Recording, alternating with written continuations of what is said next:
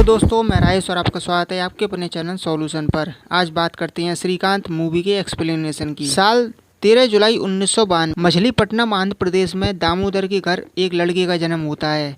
लड़की की खुशी में उसका पिता उसका नाम हमारे बैट्समैन श्रीकांत के ऊपर रखता है, मगर जब उसके पिता को उसकी आंखों के बारे में पता चलता है कि वो देख नहीं सकता है तो खुशी की जगह घर में मातम बदल जाता है। परिवार के और लोग उसे मानने की कहते हैं कि बिन आंखों के संघर्ष ये बच्चा नहीं कर पाएगा।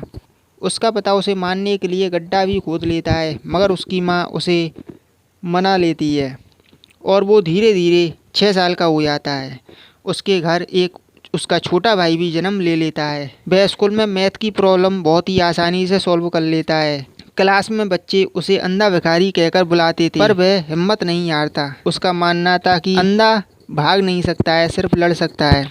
स्कूल टीचर उसके पिता को बताते हैं कि हैदराबाद में उस जैसे बच्चों के लिए एक स्कूल है। हमारी दुनिया और श्रीकांत की दुनिया अलग है, वहाँ रहना खाना सब फ्री मिलता है। उसके पिता हैदराबाद में आशा स्कूल फॉर ब्लाइंड में उसका एडमिशन करा देते हैं। वहाँ देविका टीचर की देखरेख में उसकी पढ़ाई चलती है। श्रीकांत धीरे धीरे बड़ा हो जाता है और वहाँ हेड बॉय का सम्मान उसको मिलता है। वह क्रिकेट खेलना, मूवी को एंजॉय करना, चेस खेलना, टाइपराइटर पर टाइप करना सीख जाता है और वो अपने स्कूल में फर्स्ट आता है। हाँ, एक फंक्शन आयोजित होता है और उस फंक्शन में श्रीकांत अपनी स्पीच में दान दिए गए पैसों के बारे में बताता है कि आधा पैसा हमारे ऊपर खर्च होता है, आधे पैसे यहाँ के कर्मचारी बनाकर खा जाते हैं। इस बात पर उसे कैंपस से निकाल दिया जाता है, यहाँ तक कि उसको उसकी स्टिक भी छीन ली जाती है और बीच चौराहे पर अनजान रास्तों पर भेज दिया जाता है। वहाँ उसके पास देविका टीचर आ जाती है और देविका अपनी जिम्मेदारी पर उसे नॉर्मल बच्चों के साथ पढ़वाती है। फिर उसके 10वीं में 96% आते हैं और RV. Raman junior college of science and art में एडमिशन के लिए अप्लाई करता है। वहाँ साइंस की कट ऑफ 86 से आती है। तब भी श्री का एडमिशन साइंस में नहीं होता है, क्योंकि एजुकेशन सिस्टम में जो विजुअली इम्पायर्ड लोग होते हैं उन्हें साइंस में नहीं रखा जाता है। तब श्री कहता है कि यह कहीं नहीं लिखा कि बिना आंखों के साइंस नहीं पढ़ सकते। वो कहता है कि इसके लिए रूल बनाए जाने चाहिए। बिना आंखों के साइंस नहीं, कान वालों के लिए कॉमर्स नहीं, बिना टांग वालों के लिए लॉ नहीं। मैं पढ़ूंगा तो साइंस ही पढ़ूंगा, चाहे जो हो जाए। सिस्टम कहता है कि मैं साइंस नहीं पढ़ सकता और साइंस कहता है everything is impossible until it's done. इसके लिए वो हैदराबाद हाई कोर्ट में जाता है और बोर्ड ऑफ एजुकेशन पर केस कर देता है। प्रतिवादी पक्ष के वकील कहते हैं कि साइंस के लिए आंखें बहुत जरूरी हैं, क्योंकि न्यूटन ने जब सेब गिरते हुए देखा तभी ग्रेविटी की खोज हुई। तब श्रीकांत अपनी स्टिक गिरा देता है और उसकी स्पीड और गिरने के समय के बारे में पूछता है। वहाँ कोई नहीं बता पाता, पर श्रीकांत अपनी कैलकुलेशन से स्पीड और समय को बता देता है। तब श्रीकांत कहता है कि ग्रेविटी देखी नहीं जाती, महसूस की जाती है। जज आर.वी. रमन के प्रिंसिपल को सम्मन भेज देते हैं। कोर्ट की सुनवाई में 6 महीने का समय निकल जाता है और देविका उसकी पढ़ाई जारी रखती है। कोर्ट में श्री जीत जाता है। बाद में उसी कॉलेज में 12th में 98% से टॉप कर जाता है। जब वो जज से मिलने जाते हैं तो उसे लीड इंडिया मूवमेंट के बारे में पता चलता है और वहाँ पर लीड इंडिया मूवमेंट में जाकर के वो बताता है कि वो सबसे पहला देश का विजुअली चैलेंज प्रेसिडेंट बनना चाहता है, जहाँ अब्दुल कलाम उसे प्रेसिडेंट बनने के लिए विश देते हैं। फिर मुंबई का सीन दिखाया जाता है, जहाँ वो विजुअल इम्पायर्ड क्रिकेट एसोसिएशन में जाता है नेशनल प्लेयर बनने के लिए। फिर कोथापल्ली का सीन दिखाया जाता है, जहाँ वो अपने माता पिता से मिलता है, अपने होने वाले टूर्नामेंट के बारे में बताता है। फिर वो नीदरलैंड टूर्नामेंट की तैयारी कर रहा होता है, जहां उसकी टीचर इंजीनियरिंग कॉलेज के एडमिशन के बारे में बताती है कि विजुअली इम्पायर्ड लोग एलिजिबल नहीं हैं। तो वो उसे फॉरेन यूनिवर्सिटी के बारे में बताती है कि इन यूनिवर्सिटी में एडमिशन मिल जाएगा, पर उसके लिए इंडिया छोड़ना पड़ेगा, जिससे वो क्रिकेट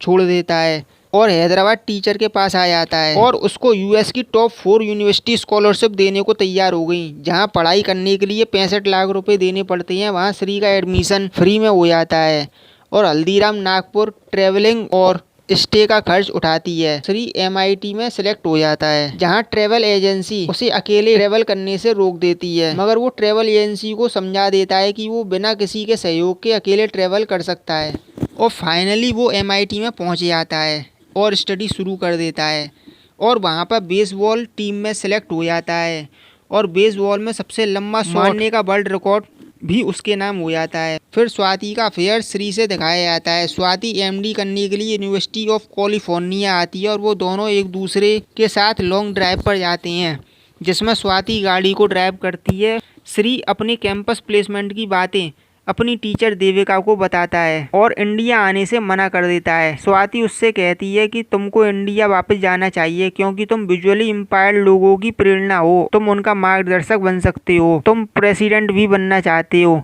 आज विजुअली इम्पायर्ड लोगों के लिए साइंस उपलब्ध है जो पहले नहीं थी। और फिर श्रीकांत हैदराबाद वापस आ जाता है और एक कंप्यूटर सेंटर खोलता है और जॉस फोर्ड विंडो एप्लीकेशन के बारे में बताता है। श्रीदेवी कंप्यूटर सेंटर ओपन करता है जिसमें जॉ कुटेजवेल मैजिक सॉफ्टवेयर के बारे में सिखाया जाता है और 6 महीने बाद वहां पर सी के बच्चों को कोई जॉब नहीं मिलता है। 2015 की झलक दिखाई जाती है जिसमें एपीजे अब्दुल कलाम श्री की तारीफ फेलिसिएशन सेरेमनी में करते हैं। और फिर श्री विजुअली इम्पायर्ड लोगों की जॉब के लिए इन्वेस्टर की तलाश करता है और फिर वो एक रवि नाम के इन्वेस्टर को ढूंढ लेता है और उसे अपने पैकेजिंग बिजनेस के बारे में बताता है। एपीजे अब्दुल कलाम ने उसके बिजनेस के लिए 25 लाख रुपए इन्वेस्ट किए थे। ये बात वो रवि को बताता है और फिर रवि पूछता है तुम्हें कितने रुपए की जरूरत है, तो श्रीकांत बताता है 8 करोड़ रुपए की जरूरत है। रवि से वो 8 करोड़ रुपए ले लेता है और अपनी कंपनी को खोल देता है। वो जिस जगह पर कंपनी खोलता है उस जगह पर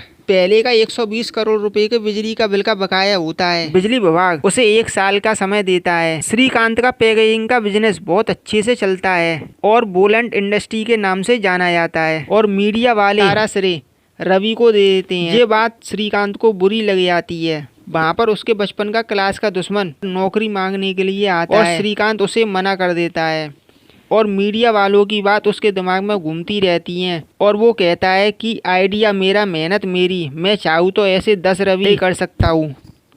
उसे घमंड आ जाता है और एक दिन श्री रवि से कहता है कि हमें और एक्सपेंड करना चाहिए और वो एक बनी हुई बड़ी फैक्ट्री को ले लेता है और उस फैक्ट्री के मालिक को 6 महीने के बाद रुपए देने के बोल देता है। यह श्री की दूसरी फैक्ट्री थी और एक दिन रिलायंस कंपनी को बिजनेस एक्सीलेंट अवार्ड मिलता है तो श्री कहता है कि ये अवार्ड अब की बार हमें मिलेगा। रवि कहता है कि हाँ मिल जाएगा, मगर मैंने इस अवार्ड के बारे में सोचा नहीं है। इस बात को लेकर के दोनों में कहासुनी हो जाती है और श्रीकांत वहां से चला जाता है। बोलेंट को ऊंचाई देने के लिए राजनीतिक संबंध बनाने लगता है। दूसरी फैक्ट्री को 1 साल हो जाता है और जब पुराना ओनर पैसा मांगने आता है तो उसे सुसाइड की धमकी देता है और उसे फंसवाने की बात करता है।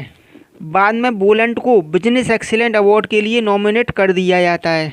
स्टेट इलेक्शन में रेड्डी स्वर्ण राष्ट्रीय पार्टी की टिकट श्रीकांत को दे देती है और वहां पर श्रीकांत ये पूछता है कि आपने ये टिकट मुझे मेरे टैलेंट की वजह से दी है या मेरे अंधे होने की वजह से दी है। तो रेड्डी बताती है कि ये टिकट हमने तुम्हारे अंधे होने की वजह से दी है। ये बात उसे बुरी लग जाती है और वो टिकट लेने से मना कर देता है। फिर बाद में टीचर स्वाति और रवि से सॉरी बोलता है।